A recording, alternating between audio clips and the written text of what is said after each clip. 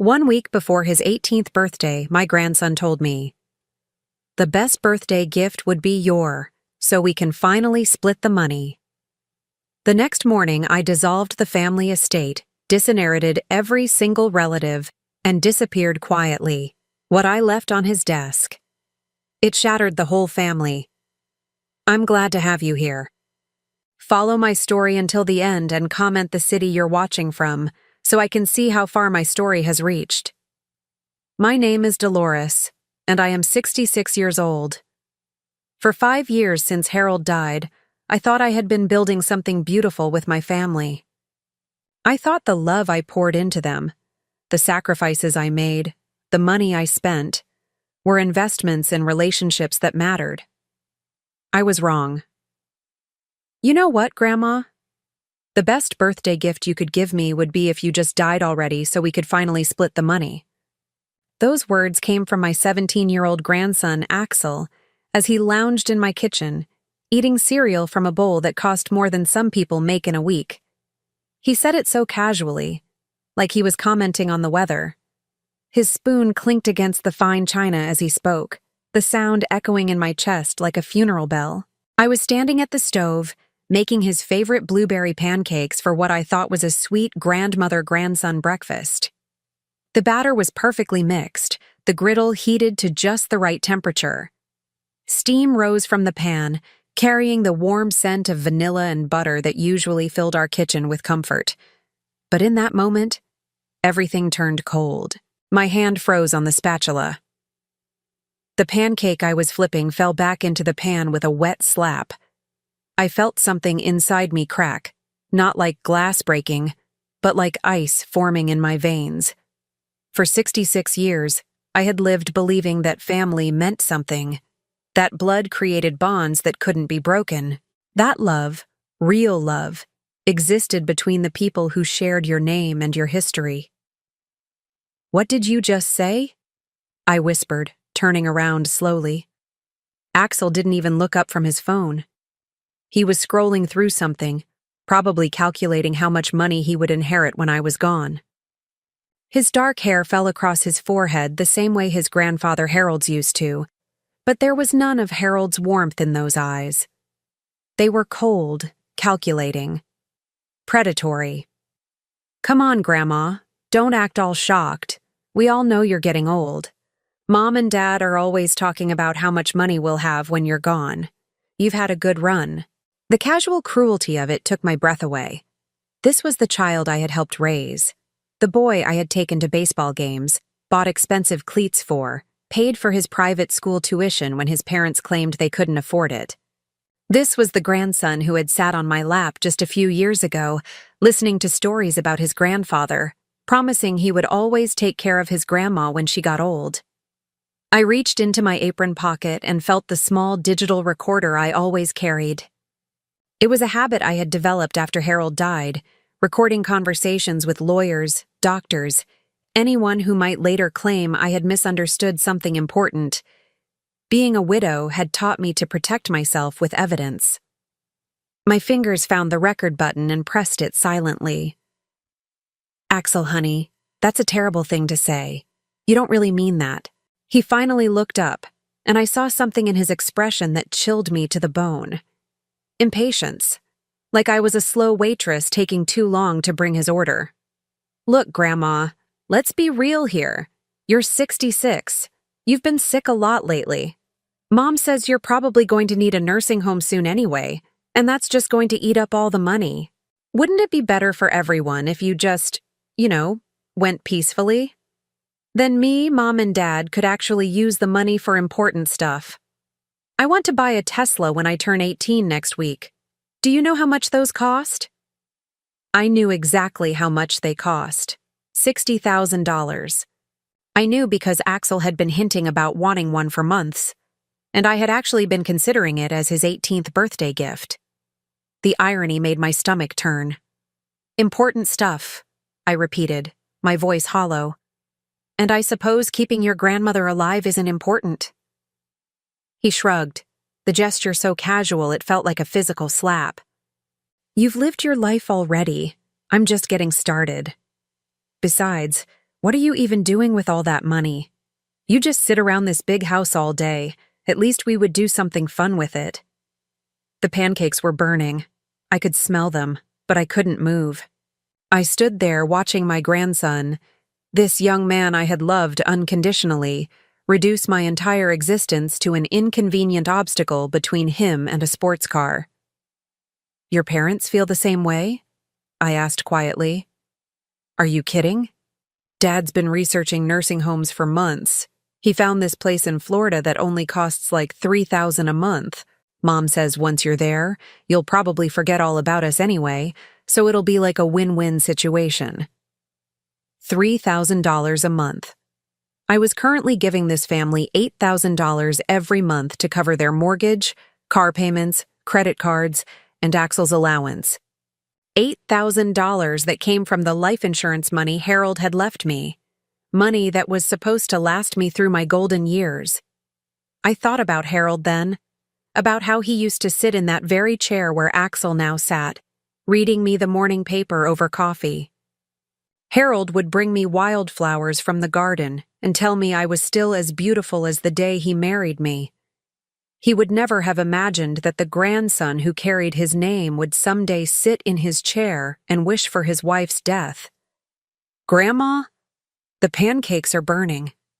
Axel's voice snapped me back to the present. I turned off the burner and stared down at the blackened pancakes, seeing them as a perfect metaphor for this conversation. Something that started sweet and promising, ruined by carelessness and cruelty. I scraped the burnt pancakes into the garbage disposal, the grinding sound masking the tears that were starting to fall. When I turned back around, Axel was gone. His empty cereal bowl sat on the counter, and I could hear his car starting in the driveway. He had gotten what he came for: breakfast and the opportunity to tell his grandmother she should die for his convenience. And now he was moving on with his day.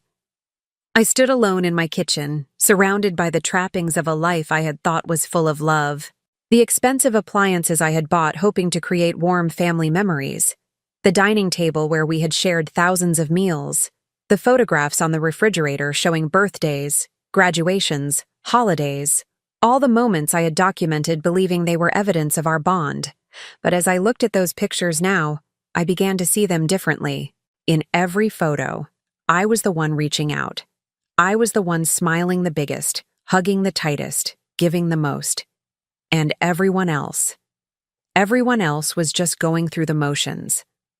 I walked to my bedroom and sat heavily on the edge of the bed Harold and I had shared for 44 years.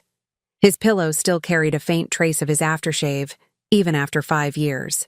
I pressed my face into it and let myself cry for the first time since his funeral. When the tears finally stopped, I opened the drawer of my nightstand and pulled out a small leather journal. It was where I had been recording things since Harold died. Not just financial information, but observations about my family that had been troubling me. Patterns I had noticed but dismissed. Comments that seemed cruel, but that I had explained away as jokes or misunderstandings. Now, reading through my own handwriting, I saw the truth that had been staring me in the face for years. This wasn't a family. This was a business arrangement. And I was the cash cow that everyone was waiting to slaughter. I picked up my pen and wrote today's entry. Axel told me the best birthday gift I could give him would be my death so they could split my money. He's 17 years old and already sees me as nothing more than an ATM with an expiration date. As I wrote, something shifted inside me. The grief was still there, raw and painful, but it was being joined by something else. Something harder and colder. If my family saw me as nothing more than a source of money, then perhaps it was time to show them what life looked like without that source. I closed the journal and walked to my window, looking out at the garden Harold and I had planted together. The roses were blooming, their red petals bright against the green leaves. Harold used to say that roses were proof that beautiful things could have thorns, that sometimes the most gorgeous flowers were the ones that could draw blood if you weren't careful how you handled them. Standing there, watching those roses sway in the afternoon breeze, I realized that maybe it was time for this particular rose to show her thorns. After all, if they were so eager for me to die, perhaps they should experience what that loss would actually mean. Not the money they expected to inherit, but the void that would be left behind when someone who had given everything finally stopped giving. The digital recorder was still in my pocket, its red light blinking silently. Evidence of what my grandson really thought of me. The first piece of a puzzle I was only beginning to understand. But understanding was just the beginning. What I did with that understanding would determine whether I spent my remaining years as a victim of their greed or as someone who finally learned to protect herself from the people who were supposed to love her most. 3 days after Axel's devastating comment, I made a discovery that changed everything. What I found that Thursday evening wasn't just proof of my family's greed. It was evidence of a calculated conspiracy that had been brewing right under my nose. I had driven to Livia and Quentin's house to drop off some documents they needed for their mortgage refinancing. Documents I was helping them with because they claimed they couldn't afford the lawyer fees. The irony of that wasn't lost on me now, knowing they were simultaneously planning my demise so they could inherit money they thought I had. Their house was a modest 2-story colonial that I had helped them buy 8 years ago with a $40,000 down payment. The mortgage payments, insurance, and most of their monthly bills came directly from my checking account. Standing on their front porch with an envelope full of financial paperwork, I realized I was literally holding the evidence of how completely I had supported this family. I rang the doorbell, but no one answered. Livia's car was in the driveway, and I could see lights on in the living room, so I knew they were home. I tried knocking, then decided to use the spare key they had given me years ago for emergencies. After all, I was practically paying for the house. As I stepped into the foyer, I heard voices coming from the kitchen. Familiar voices, but speaking in tones I had never heard before. Low, urgent, conspiratorial. My daughter Livia, my son-in-law Quentin, and unmistakably, my grandson Axel. I should have announced myself. I should have called out and let them know I was there. Instead, something made me freeze in place and listen. Later, I would realize it was self-preservation instinct finally kicking in after years of willful blindness. The thing is, we need to be smart about this, Quentin was saying. His voice carried that tone he used when discussing business deals. Calculated and cold. We can't just wait around hoping she dies naturally. She could live another 20 years, and by then, there won't be anything left. Especially if she needs long-term care, Livia added. Do you know how much those places cost? We could lose everything. My heart stopped. They were talking about me like I was a stock portfolio they needed to liquidate before it lost value. So, what are you suggesting? Axel asked, and I could hear the eagerness in his 17-year-old voice. The same voice that used to call me the best grandma in the world. I'm saying we need to encourage her to make some changes, Quentin continued. Get her to move into assisted living sooner rather than later. Once she's there, we can get power of attorney, claim she's not mentally competent to handle her own finances. I pressed myself against the wall, my hand covering my mouth to keep from gasping audibly. They weren't just waiting for me to die. They were planning to have me declared incompetent so they could steal my money while I was still alive. How do we do that? Livia asked. She's sharp as a tack. Everyone knows it. Not everyone, Quentin said, and I could hear the smile in his voice. I've been documenting incidents, little things, times when she forgot something or seemed confused about dates. I've been building a file. What kind of file? Axel wanted to know. Medical records, mostly. I found out that Dr. Peterson retired last year, so Mom's been seeing a new doctor. Someone who doesn't know her history. I've been going with her to appointments and guiding the conversation, mentioning that we're concerned about her memory, her decision-making abilities. My blood turned to ice. Quentin had been sabotaging my medical care, planting seeds of doubt about my mental capacity with a doctor who didn't know me well enough to see through the manipulation. That's brilliant, Livia breathed. How long before we can make it official? A few more months, maybe. The key is to be gradual about it. We can't rush this process or it'll look suspicious. What about the money? Axel asked. How much are we really talking about here? I held my breath, waiting to hear their assessment of my net worth. What I heard next nearly knocked me to the floor. Well, there's the house, obviously. That's worth at least $500,000 now, Quentin said. Then there's the investment accounts, savings, the life insurance money from Harold. Last I checked, we're looking at close to $3 million total. $3 million. They thought I was worth $3 million. The truth was, I had about $800,000 left. The rest, Harold's life insurance money, our retirement savings, everything we had built over 44 years of marriage, had been spent on this family. Private school for Axel, Livia, and Quentin's mortgage, car payments, vacations, emergency expenses, medical bills, and countless other demands that had slowly drained my resources. But I had never told them how much I had actually spent. I had never wanted them to feel guilty about accepting my help. So they continued to believe I was sitting on a fortune that simply didn't exist anymore. $3 million, Axel whistled softly. That's enough for my Tesla, plus college, plus whatever I want after that. Don't forget we have expenses too, Livia reminded him. Dad and I have been struggling to keep up with everything. This house, the cars, our credit cards. We need that money just as much as you do. There's enough for everyone, Quentin said diplomatically. The important thing is making sure we get control of it before she does something stupid with it. Like what? Livia asked. Like giving it to charity, or deciding to travel the world, or worse, getting remarried. You know how these lonely old women are. They're vulnerable to smooth-talking men who want to take advantage of them. The irony was staggering. They were worried about someone else taking advantage of me while they were actively plotting to do exactly that. So what's our timeline? Axel pressed. I'm thinking we start putting more pressure on her after your birthday next week, Quentin said. We'll start suggesting that living alone isn't safe for someone her age.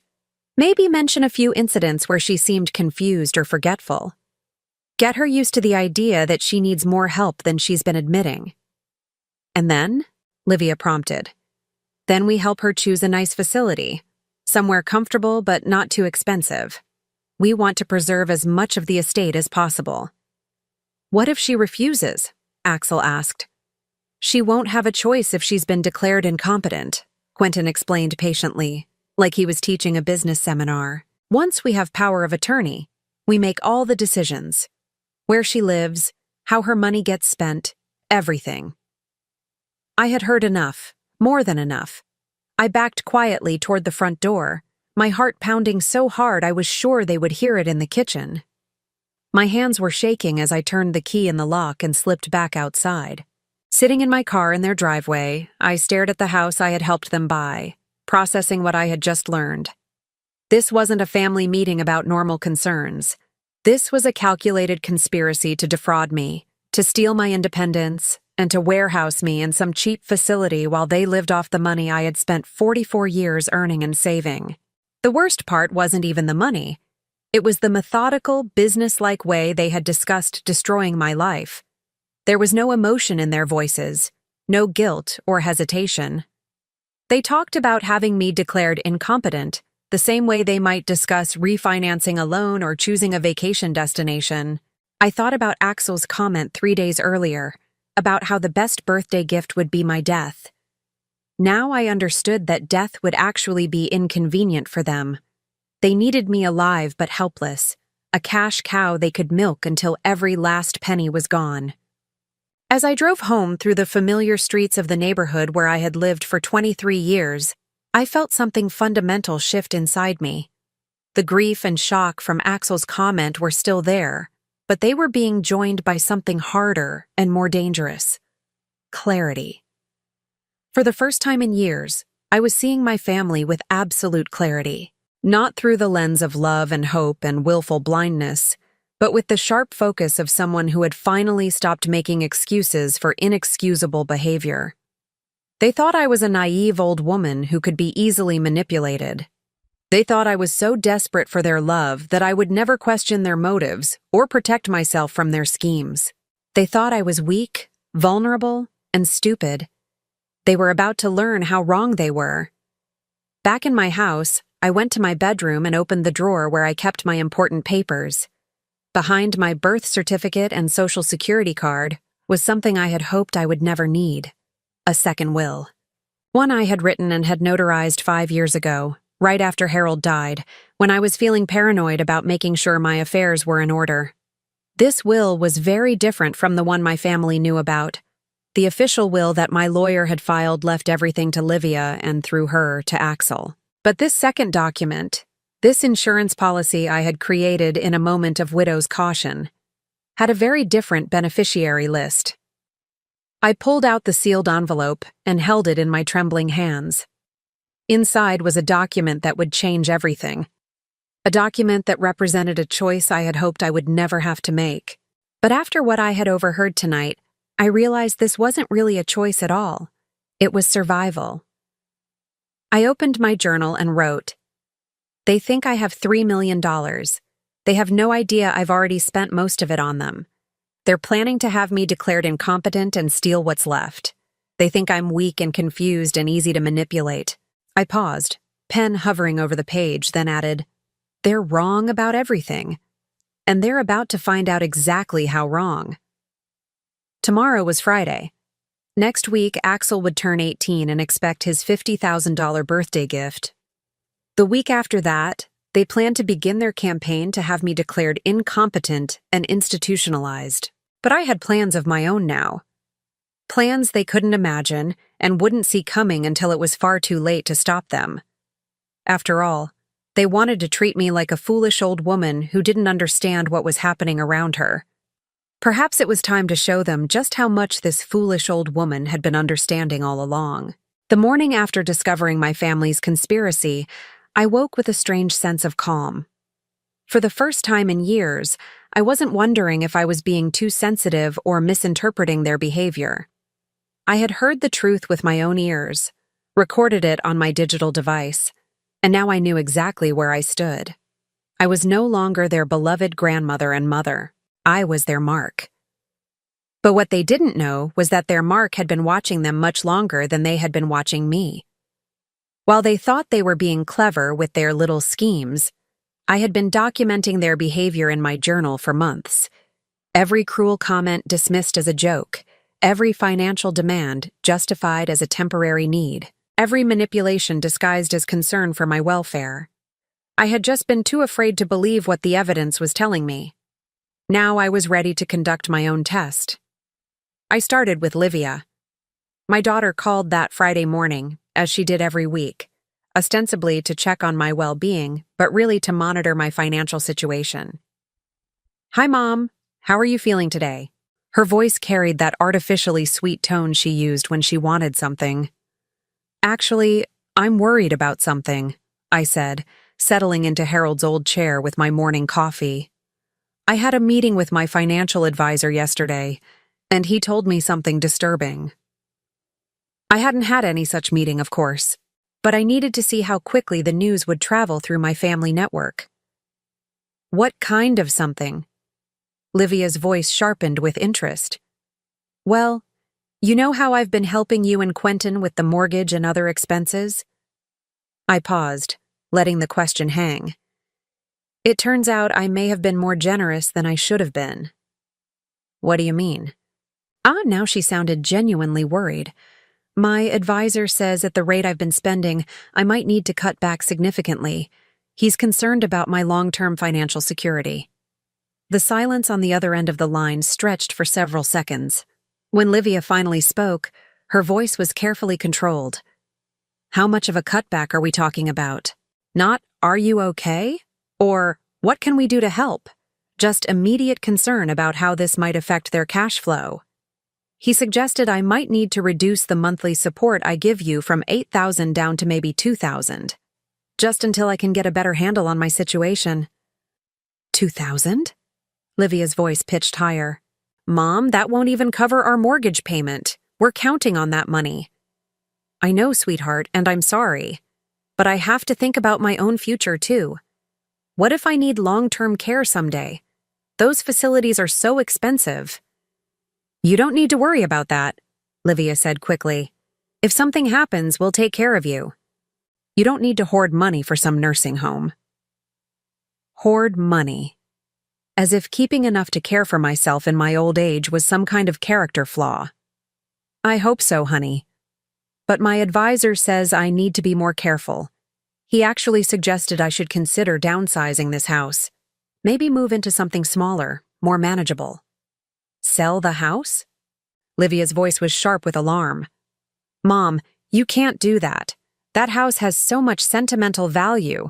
Dad built that garden for you. All your memories are there. Interesting how the sentimental value suddenly mattered when it might affect her inheritance. I know it would be hard, I said sadly.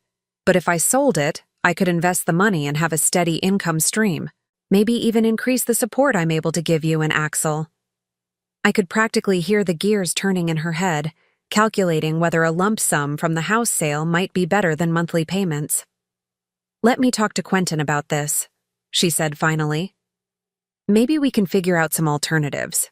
You shouldn't have to make any big decisions like this alone.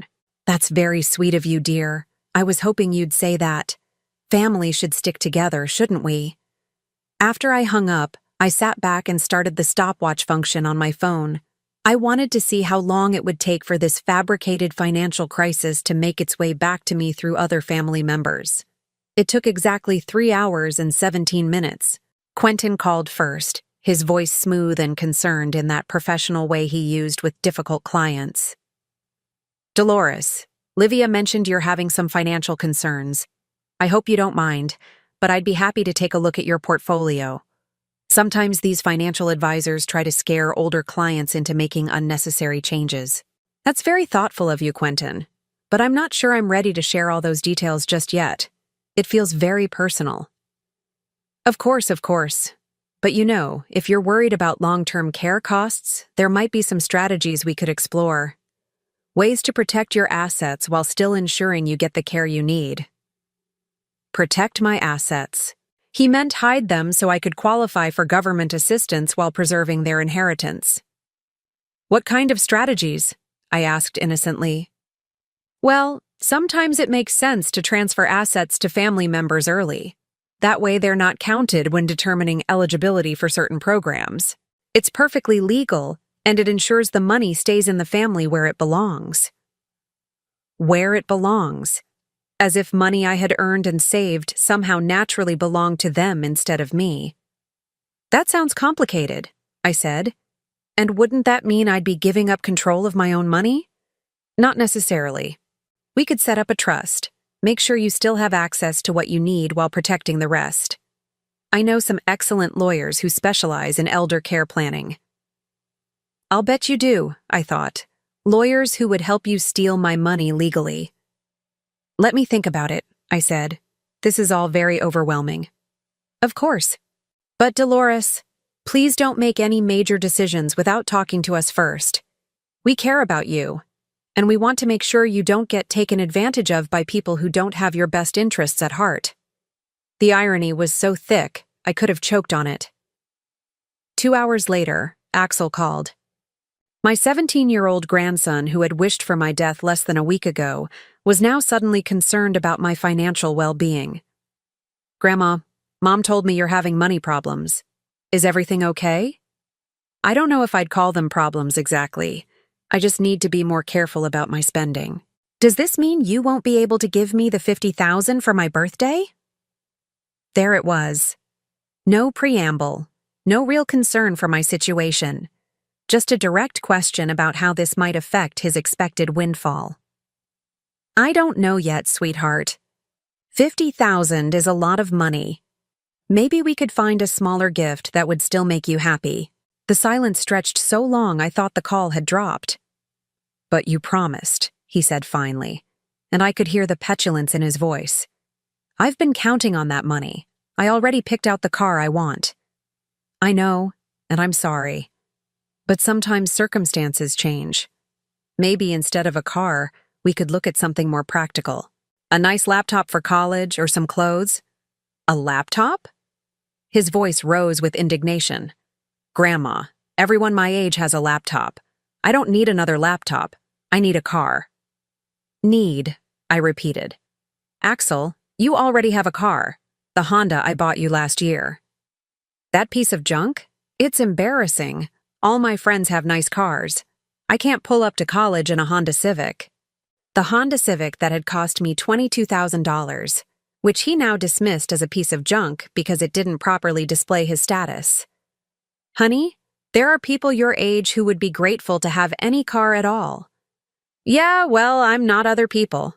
I'm your grandson. You're supposed to want good things for me. The entitlement was breathtaking. In his mind, my love was directly proportional to the amount of money I was willing to spend on him. If I couldn't afford to buy him a Tesla, it meant I didn't care about his happiness. I do want good things for you, I said quietly. But maybe we have different ideas about what good things means. Whatever, he muttered. I guess I'll have to figure something else out.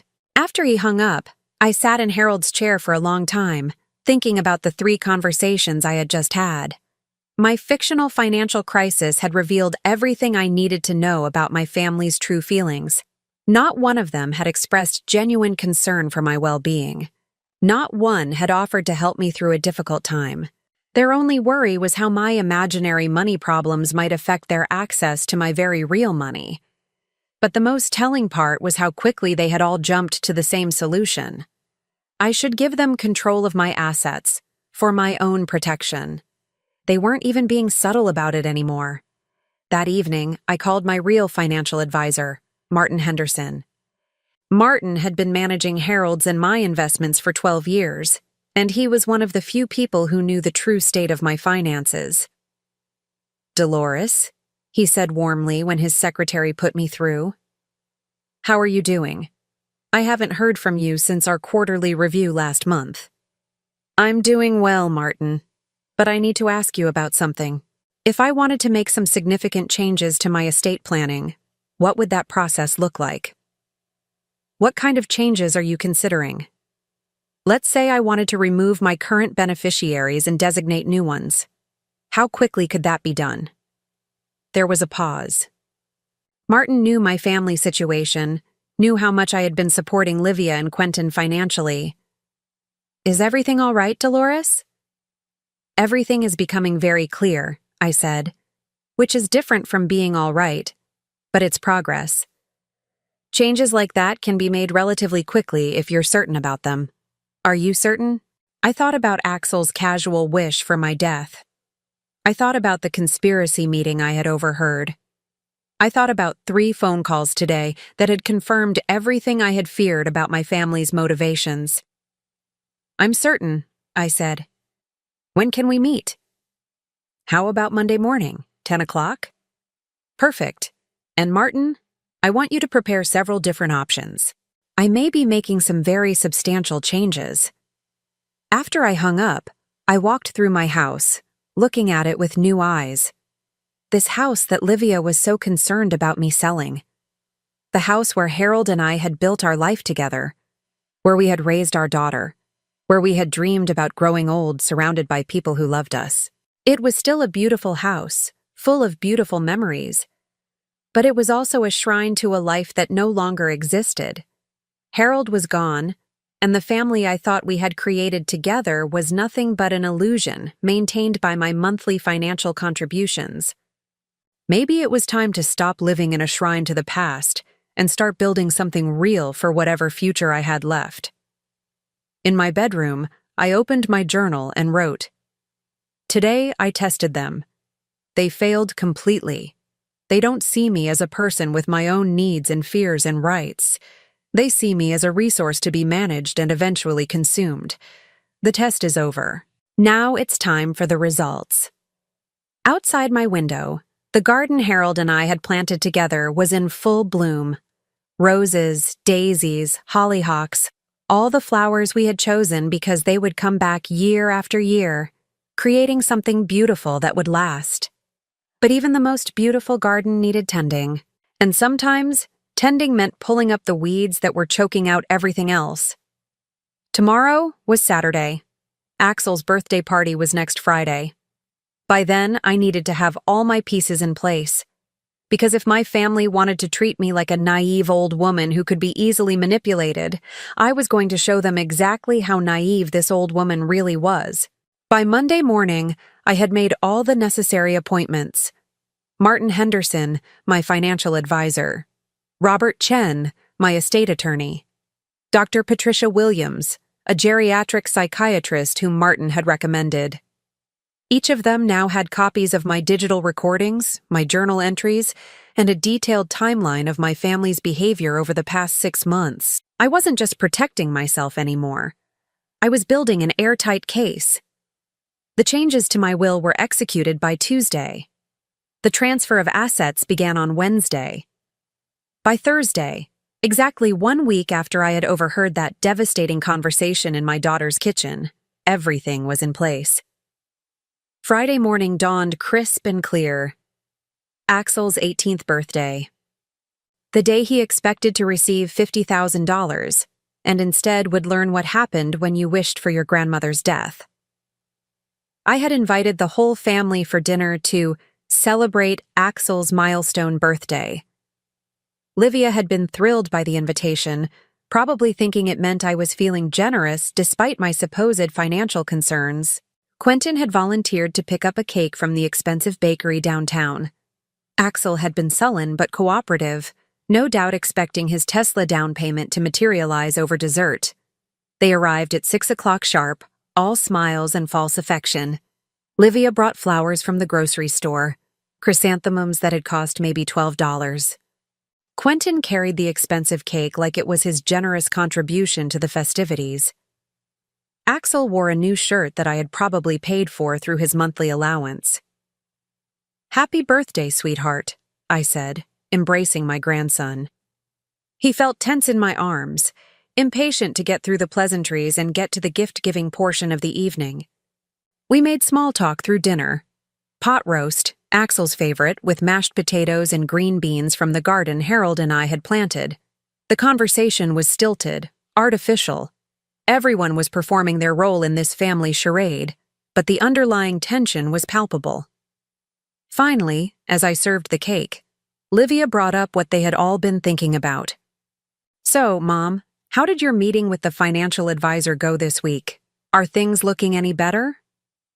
"Actually," I said, cutting precise slices of chocolate cake, "things are looking much clearer. I've made some important decisions about my finances." Quentin leaned forward with interest. "What kind of decisions?"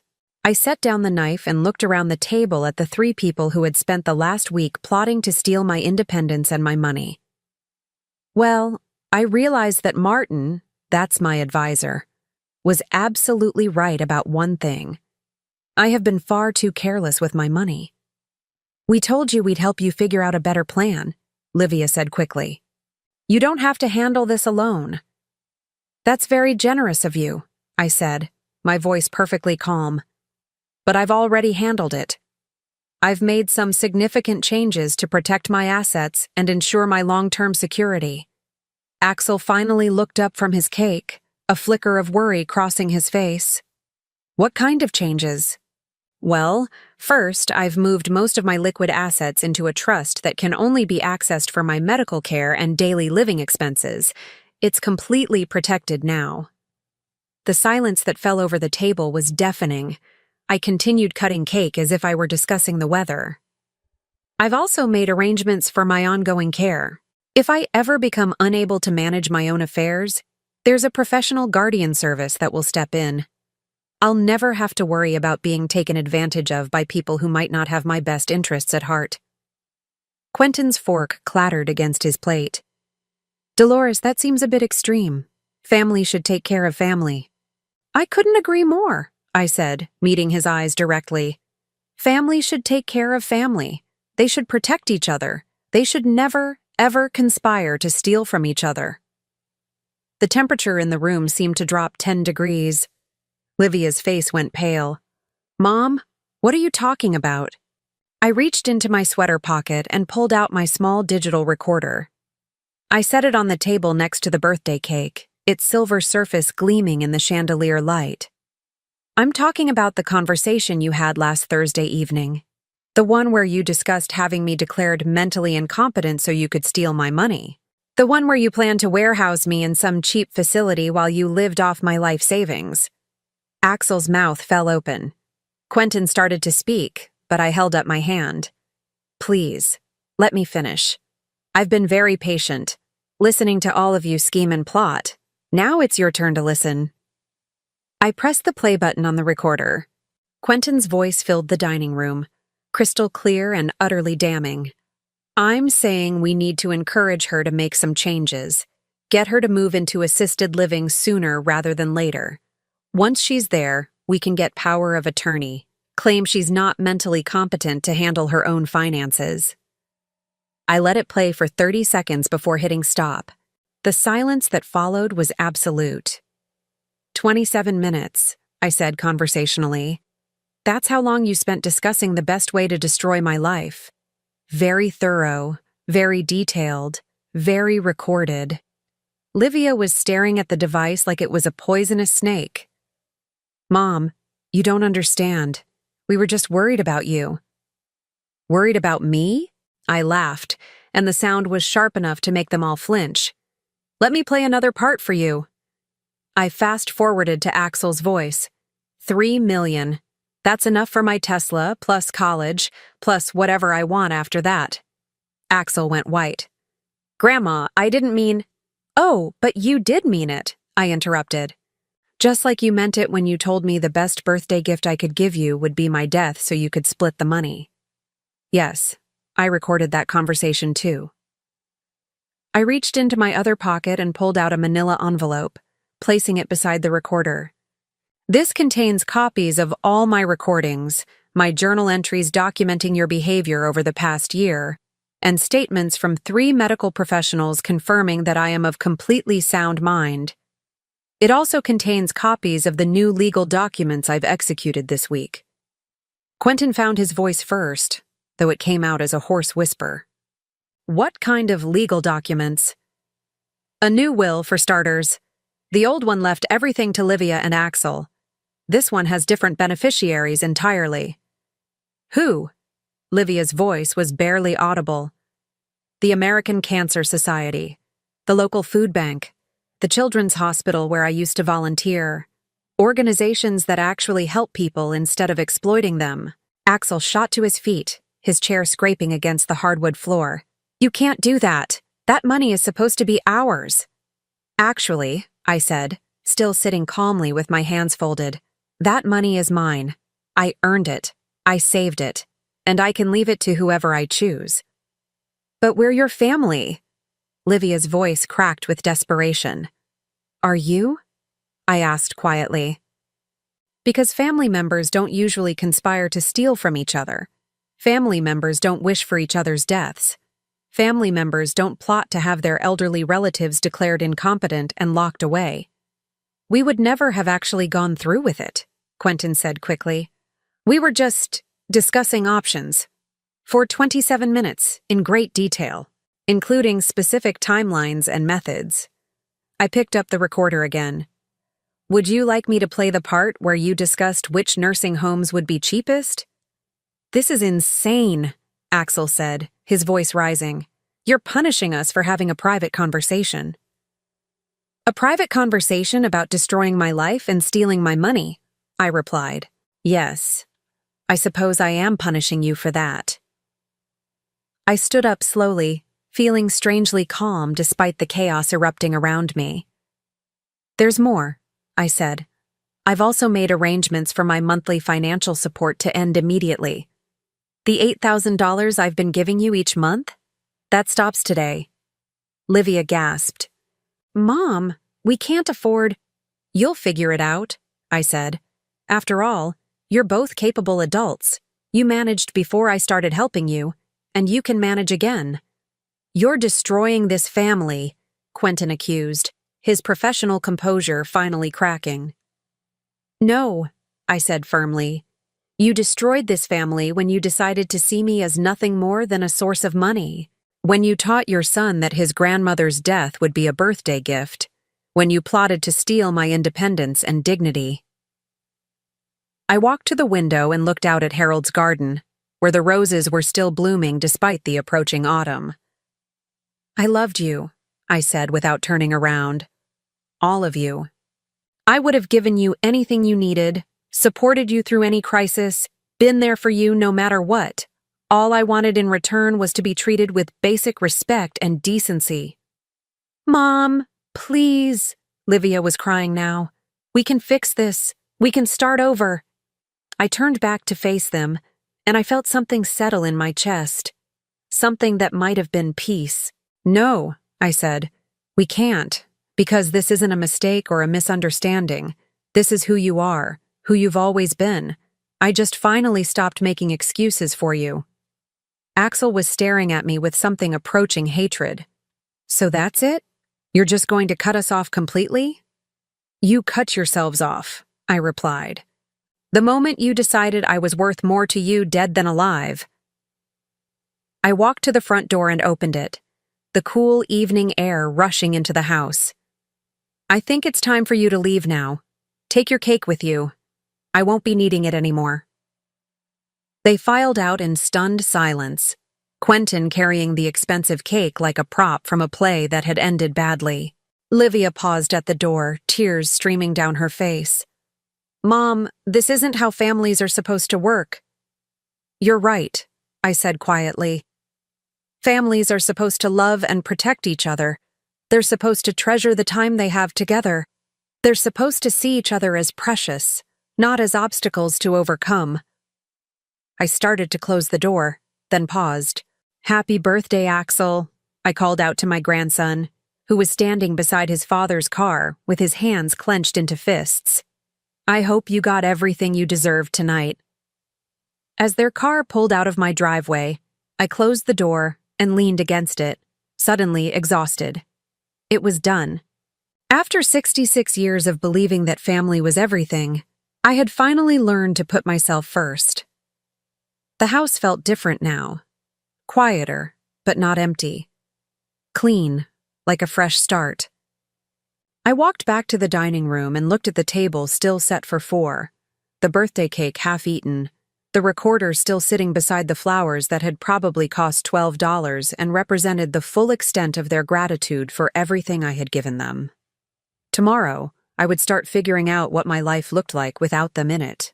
Tonight, I would sit in Harold's chair and remember what it felt like to be truly loved by someone who saw me as more than an ATM with an expiration date. But first, I had one more call to make. I picked up my phone and dialed Martin Henderson's number. Martin? It's Dolores. Yes, I know it's late. I wanted you to know that the family meeting went exactly as expected. You can proceed with the final transfers we discussed. When I hung up, I felt lighter than I had in years. The weight of their expectations, their demands, their constant emotional manipulation was finally off my shoulders. I was free, and it felt exactly like the gift they had never bothered to give me. Unconditional love and acceptance, starting with myself. The silence lasted exactly 48 hours. Saturday and Sunday passed in blissful quiet. No phone calls, no surprise visits, no manipulative text messages. For the first time in years, I woke up each morning without the weight of their expectations crushing down on me. I made coffee for one, read the newspaper without interruption, and tended Harold's garden without anyone commenting on how I was overdoing it for someone my age. It was the most peaceful weekend I'd had since Harold died. But Monday morning brought the storm I'd been expecting. The first call came at 7:15 while I was watering the roses. Livia's number flashed on my phone screen, and I let it go to voicemail. The second call came 5 minutes later, then another. By 8 o'clock, she had called 12 times. I finally answered on the 13th ring. Mom, thank God. Her voice was frantic, desperate. We need to talk. This whole thing is a misunderstanding. What part is the misunderstanding? I asked, settling into Harold's chair with my coffee. The part where you planned to have me declared mentally incompetent, or the part where you wanted to steal my money? We weren't going to steal anything, she said, and I could hear tears in her voice. We were trying to protect you. Protect me from what? Having control over my own life? Mom, you don't understand how vulnerable you are. There are people out there who prey on elderly women. We were just making sure that didn't happen to you. The irony was so thick I almost laughed. You mean people like you? That's not fair. We're your family. Everything we did was out of love. Love, I repeated. Is that what you call it when your 17-year-old grandson tells his grandmother that her death would be the best birthday gift she could give him? Axel is just a kid. He doesn't understand what he's saying. He understood it well enough to calculate how much money he'd inherit. He understood it well enough to pick out a Tesla he wanted to buy with my death benefits. The silence stretched between us, filled with all the ugly truths neither of us could take back. Mom, please, Livia whispered. Don't destroy our family over this. I'm not destroying anything, I said calmly. I'm just finally seeing what was already destroyed. After I hung up, I made myself a second cup of coffee and sat down to check my voicemails.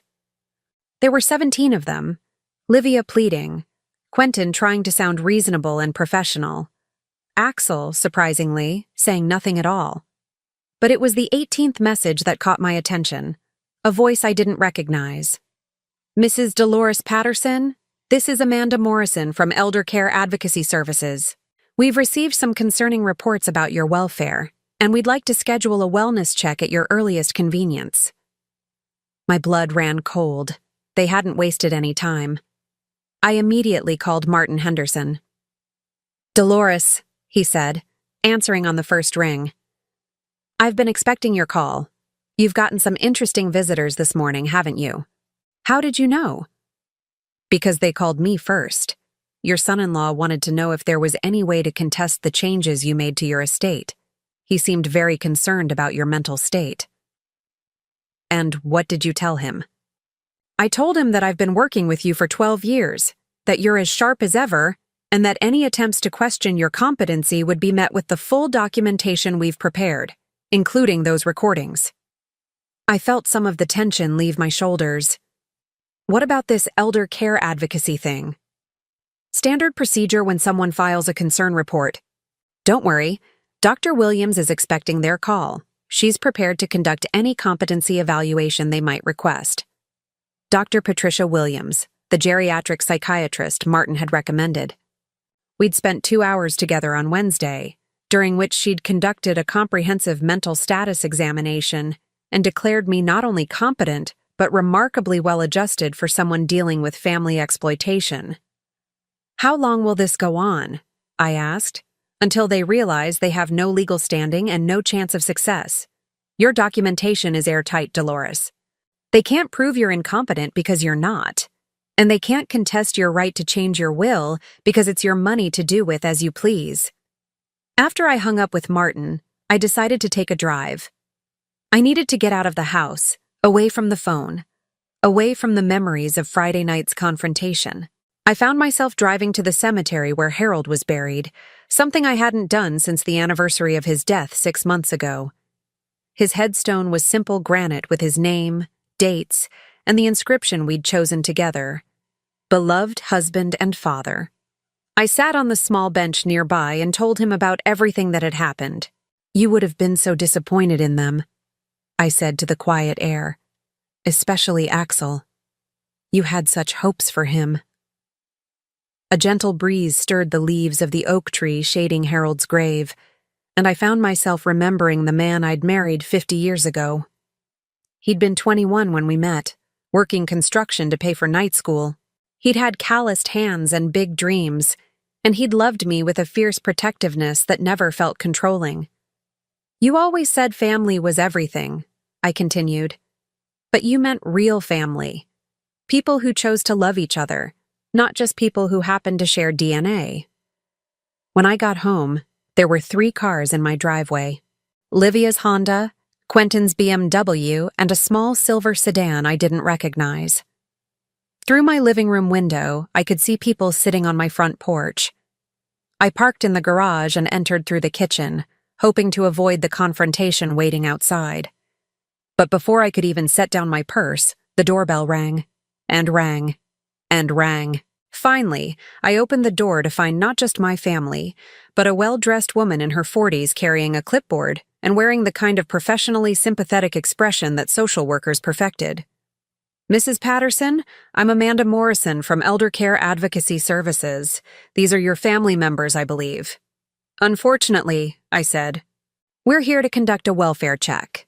Your family has expressed some concerns about your recent behavior and decision-making capacity." I looked past her to where Livia, Quentin, and Axel stood clustered together like conspirators. Livia's eyes were red from crying. Quentin looked like he was trying to solve a complex business problem. Axel just looked sullen and angry. "What kind of concerns?" I asked Amanda Morrison.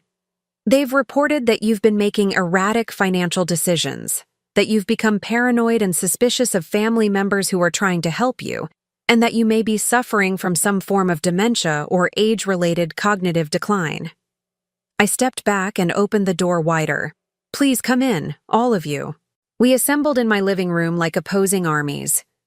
Amanda Morrison sat in the center with her clipboard, while my family arranged themselves on the couch across from Harold's chair, where I settled with my hands folded calmly in my lap. "Mrs. Patterson," Amanda began, "your family is concerned that you've recently made some significant changes to your estate planning and financial arrangements. Can you tell me about that?" "Certainly. I discovered that my family was planning to have me declared mentally incompetent so they could steal my money and put me in a nursing home. So I took steps to protect myself." Amanda's pen paused over her clipboard. "That's a very serious accusation." "Yes, it is. Would you like to hear the recordings?" I reached for my purse, but Quentin interrupted. "See? This is what we're talking about. She's become obsessed with these supposed recordings. She thinks we're all plotting against her." "I don't think you're plotting against me," I said calmly. "I know you are, because I heard you doing it." I pulled out my digital recorder and set it on the coffee table. "Ms. Morrison, would you like to hear exactly what my family said about me when they thought I couldn't hear them?" Amanda looked uncomfortable. "Mrs. Patterson, I'm not sure that's—" "Please," I interrupted. "I insist. After all, they're the ones who called you here because they're concerned about my mental state. I think you should hear what they really think about me." I pressed play, and Quentin's voice filled my living room.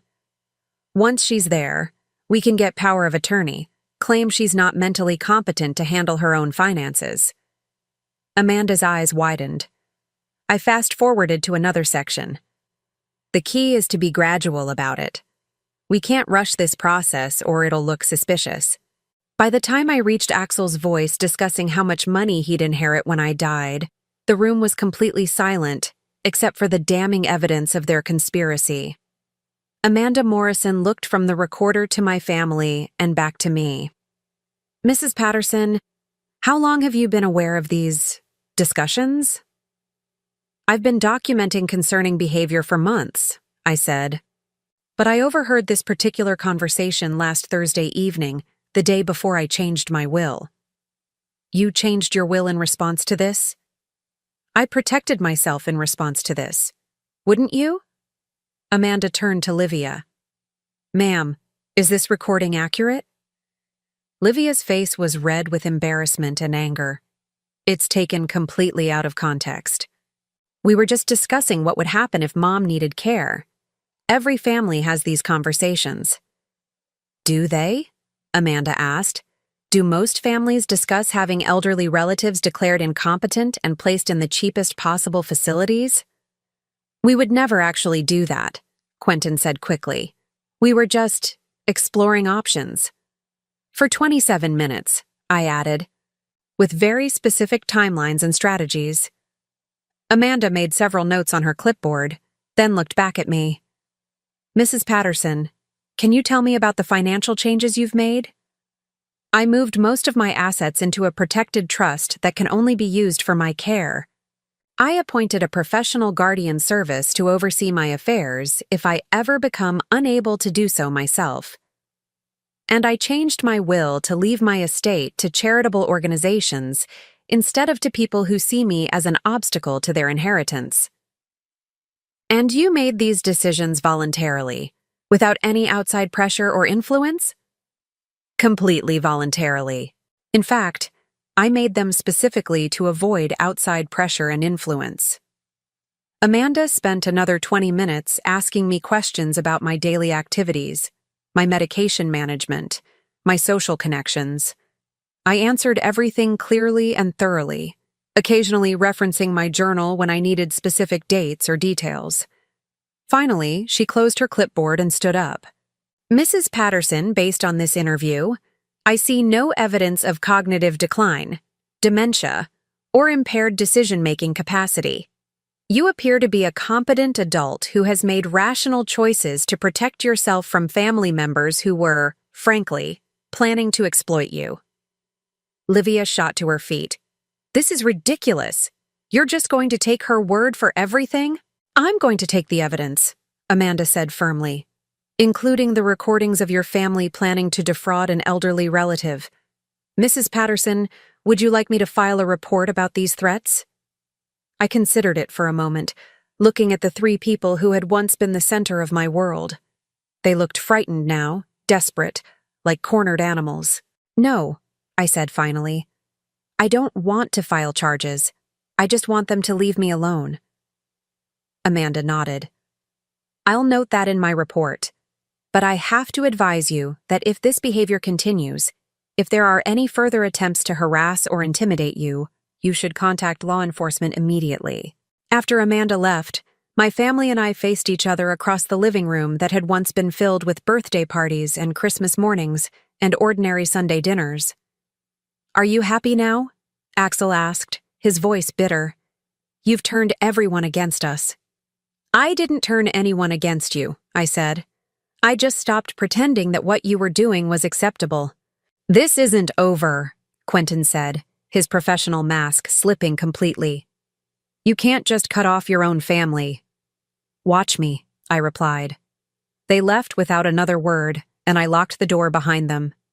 Then I walked to Harold's chair, sat down, and finally allowed myself to cry. Not from sadness, but from relief. The worst was over. They had played their last card and lost. Now I could begin the rest of my life. But first, I had one more recording to make. I picked up my phone and called my lawyer. Robert, it's Dolores. I want to add a codicil to my will. If anyone in my family challenges the estate or attempts to have me declared incompetent, they forfeit any right to contest the charitable donations. I want to make sure they understand that fighting me will only make things worse for them. Consider it done, he said. Dolores, are you all right? I looked around my quiet house, at the photos of Harold and me, at the garden visible through the window where roses bloomed without anyone telling me I was too old to tend them. I'm perfect, I said. And for the first time in years, I meant it. 7 months later, I was standing in my new kitchen, making coffee for two. The morning sun streamed through windows that faced east instead of west, illuminating a space that was smaller, but somehow felt infinitely larger than the house I'd left behind. I had sold the family home 3 weeks after the confrontation, not because I needed the money, but because I needed the freedom. Every room in that house had been haunted by memories of people who had never really loved me, and ghosts of the woman I used to be, the one who had confused financial support with maternal obligation. My new home was a charming 2-bedroom cottage in a retirement community called Willowbrook Gardens. It wasn't one of those sterile institutional places my family had researched. Instead, it was a vibrant neighborhood of independent seniors who had chosen to live near each other for companionship and security, not because they needed care. The doorbell rang at exactly 8 o'clock, as it did every Tuesday morning.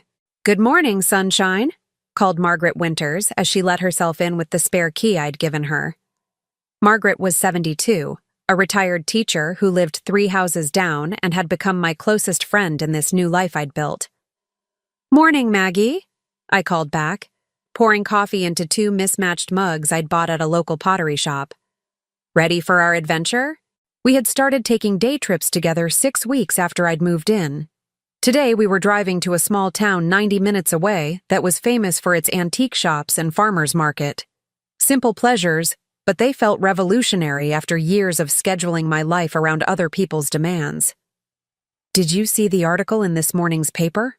Maggie asked, settling at my kitchen table with her coffee. She pulled out a folded newspaper and pointed to a small item in the local section. "Axel Patterson, 18, arrested for drunk driving. Vehicle impounded." The article was only 3 sentences long, but it told a complete story. I felt nothing. No urge to call and offer to help. No guilt about not being there to bail him out. No responsibility for cleaning up the mess he'd made. "You okay?" Maggie asked gently. She knew my history, knew why I'd moved here and cut contact with my family. "I'm perfect," I said, and I meant it completely. It had taken time to reach this point. The first month after the confrontation had been difficult, filled with moments when I'd almost picked up the phone to call Livia, when I'd caught myself setting the table for 4 people instead of 1. 66 years of programmed responses don't disappear overnight. But gradually, the silence had stopped feeling empty and started feeling peaceful. The absence of crisis had stopped feeling strange and started feeling normal. The freedom to make my own choices without considering everyone else's reactions had stopped feeling selfish and started feeling healthy. "Any word from your daughter?" Maggie asked as we got ready to leave. "She stopped calling about 2 months ago," I said, gathering my purse and jacket. "I think she finally realized I wasn't going to change my mind." There had been a few desperate attempts at reconciliation. Livia had sent a birthday card in January, my 67th birthday, with a long letter claiming she understood now how wrong they'd been, how much they missed me, how they'd learned their lesson. But the letter had been full of subtle hints about their financial struggles, carefully worded suggestions that maybe I could help just a little while they got back on their feet. I had thrown it away without responding.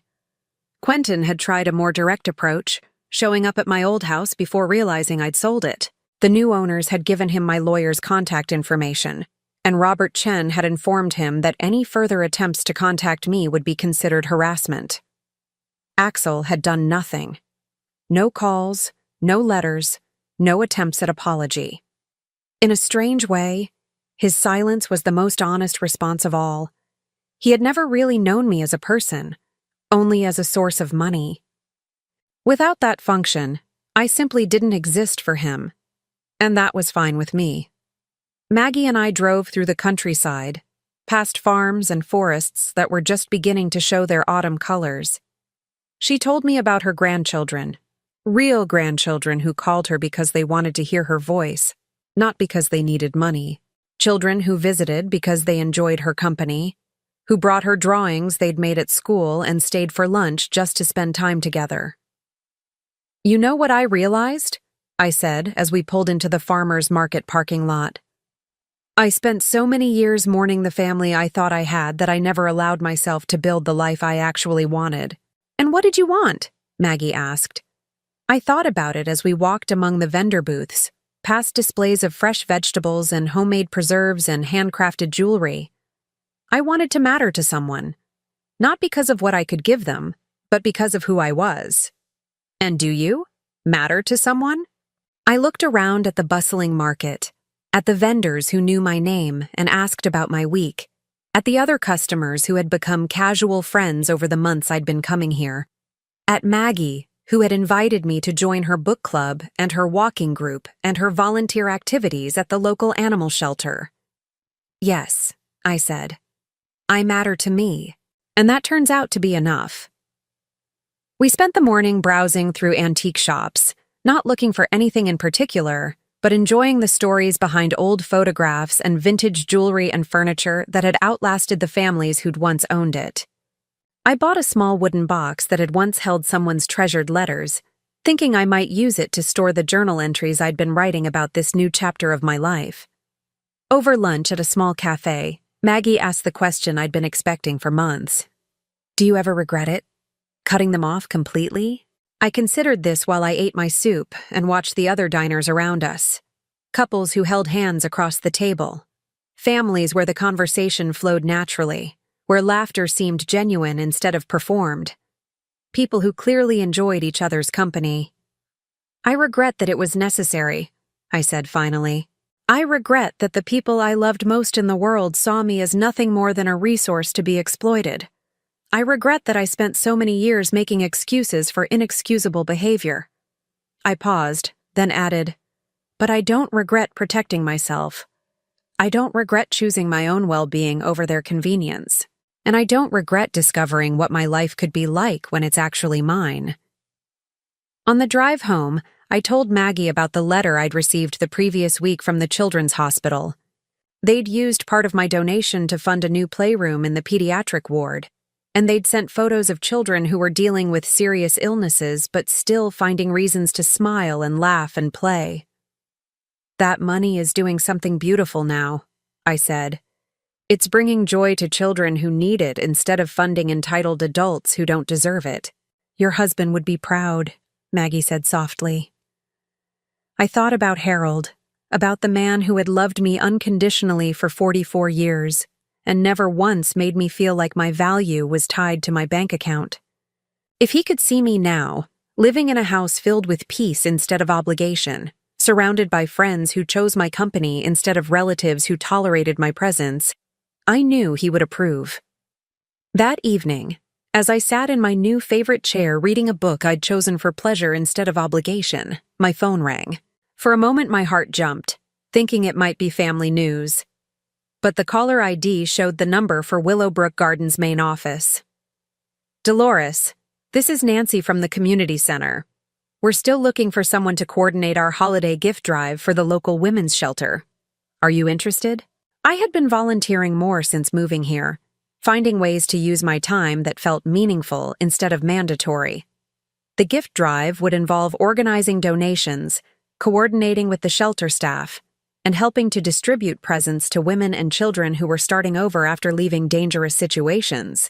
Women who, like me, had discovered that sometimes walking away from family was the bravest thing you could do. I'd love to help, I said. After I hung up, I walked to my window and looked out at the small garden I'd started behind the cottage. It was nothing like the elaborate landscaping Harold and I had created at the old house, but these flowers were mine alone. I had planted them, tended them, watched them grow without anyone commenting on whether I was doing too much for someone my age. Tomorrow, I would start planning the gift drive. Next week, I would take another day trip with Maggie, maybe visit that art museum she'd been talking about. Next month, I would host Thanksgiving dinner for my book club friends, creating new traditions that had nothing to do with obligation or guilt or financial manipulation. I had no idea what my family was doing for the holidays. I didn't know if Axel had learned anything from his drunk driving arrest, or if Livia and Quentin had figured out how to manage their finances without my monthly contributions. I didn't know if they thought about me, missed me, or had already moved on to some other source of support. And for the first time in my life, I didn't care. I was 67 years old, and I was finally living for myself. I had friends who valued my opinions, activities that energized me, and a future that stretched ahead filled with possibilities instead of obligations. I thought about Axel's cruel comment that had started this whole journey. The best birthday gift you could give me would be if you just died already so we could finally split the money. In a way, he had been right. The woman who had lived to serve their needs, who had confused love with financial support, who had accepted scraps of affection in exchange for constant giving, that woman had died. And what had risen from her ashes was someone stronger, wiser, and infinitely more valuable. Someone who had finally learned that the most important relationship you can have is the one you have with yourself. Standing in my own kitchen, in my own house, surrounded by my own choices, I raised my coffee mug in a toast to the woman I had become. "Happy birthday to me," I said to the empty room that felt fuller than any crowded family gathering ever had. And somewhere, I was sure Harold was smiling. Now I'm curious about you who listened to my story. What would you do if you were in my place? Have you ever been through something similar? Comment below, and meanwhile, I'm leaving on the final screen 2 other stories that are channel favorites and they will definitely surprise you. Thank you for watching until here.